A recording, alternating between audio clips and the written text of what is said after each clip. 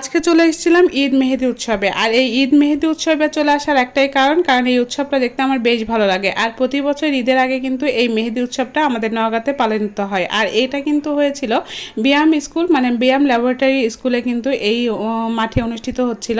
তো যাই হোক, আজকে বিকালে কিন্তু আমি ঘুরতে ঘুরতে চলে গিয়েছিলাম। আর কালকেও কিন্তু অনুষ্ঠিত হয়েছিল, সেটা আরেক জায়গাতে, সেখানেও গিয়েছিলাম। আর আজকে কিন্তু ব্যায়ামে চলে আসছি। আর ব্যায়ামে এই স্কুলটা দেখে কিন্তু আমার অনেক স্মৃতি মনে হচ্ছে, কারণ আমার ছেলে প্রথম এই স্কুলে পড়াশোনা করেছে। এটা কিন্তু ইংলিশ মিডিয়াম একটা স্কুল। আর এখান থেকে কিন্তু আমার ছেলে তারপরে হচ্ছে অন্য স্কুলে গিয়েছে। তো যাই হোক, এখন হচ্ছে এটাতে দেখতে কিন্তু অনেক ভালো লাগছিল। আর এখানে সবাই যখন মেহেদি পড়ছিল আসলে ঈদ ফিল হচ্ছিল। আর ঘরে বসে থাকলে কিন্তু ঈদিতে একটা ফিল হয় না। তো যখন আমি এখানে আসছিলাম, দেখেন নওগাঁ নারী উদ্যোক্তা হিসাবে কিন্তু এরা হচ্ছে এই মেহেদি উৎসবটা করেছে। আর এই মেহেদি উৎসবে কিন্তু সবাই হচ্ছে অংশগ্রহণ করতে পারে।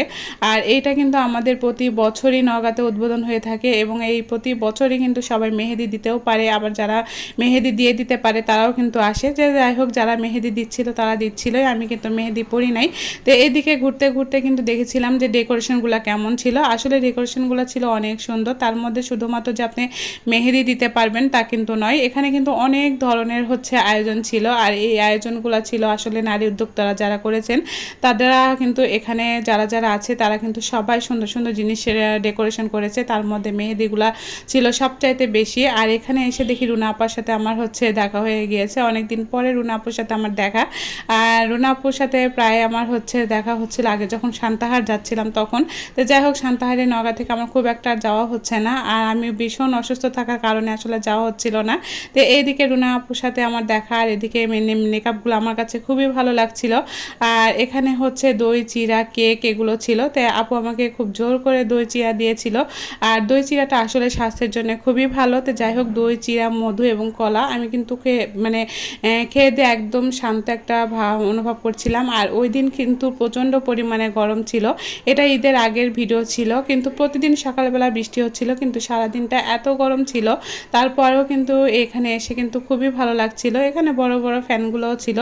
আর এই প্রোডাক্টগুলো ছিল একদম চায়না প্রোডাক্টের। আর এইগুলো ছিল হাতে কাজ করা, যারা হাতে কাজ করে তারাও কিন্তু এখানে জিনিসগুলো নিয়ে আসছিল। আমার কাছে কিন্তু দেখতে অনেক সুন্দর লাগছিল। আসলে কার ভেতরে কি যে আছে কেউ বলতে পারবে না। তো যাই হোক, এটা হচ্ছে অনেক সুন্দর সুন্দর জিনিসগুলো ছিল, দেখে আমার ভালো লাগছিল।